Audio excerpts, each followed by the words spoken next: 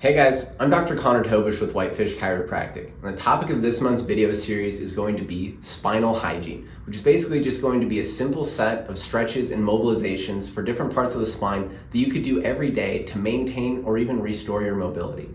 Now, if we think back to harder times in history, when we were hunter-gatherers, or even just times where we did a lot more manual labor type jobs, well, those people didn't really need to spend a bunch of time at the gym doing strength and resistance training to maintain their resilience because they were probably adequately stressing their bodies every day.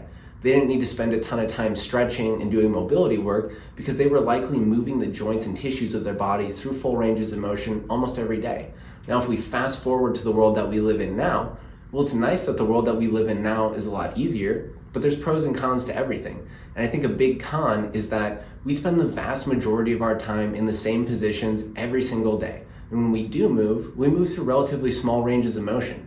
With the human body, the phrase, if you don't use it, you lose it, well, that's very true. So as we live in the same positions and move through the same small ranges of motion, our joints become stiff, our muscles become short and tight, adapting to the positions that we spend most of our time in.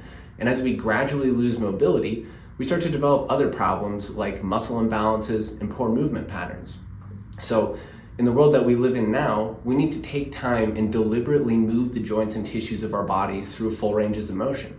So just like oral hygiene, where you brush and floss every day, you can take a little bit of time out of your day and mix in these exercises so you can avoid that progressive loss of mobility and all the problems that come with it.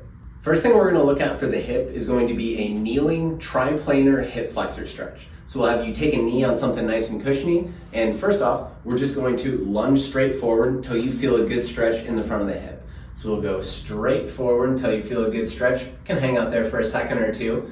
If you're not really feeling a stretch in the front of the hip, you can tuck your pelvis underneath a little bit and then try the same thing, see if that gives you a better stretch.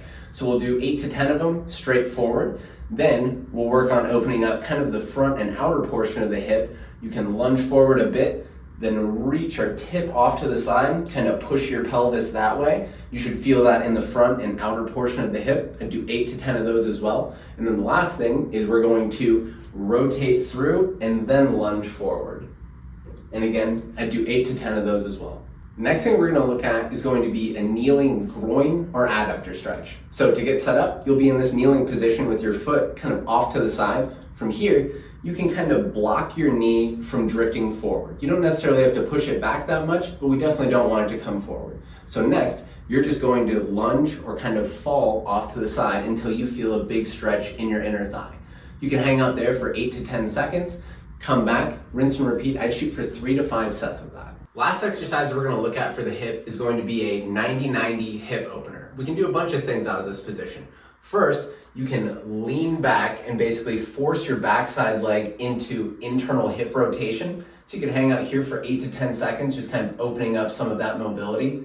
Next, we can lean forward out over our front leg and feel a really good stretch in the glutes and the outer hip. And if you want a little bit of extra credit, you can also turn this into a little bit of a hip or a glute exercise as well, or a 90-90 get up, where we keep our core active, bend forward a little, drive the knee down into the floor to bring the hips up and through.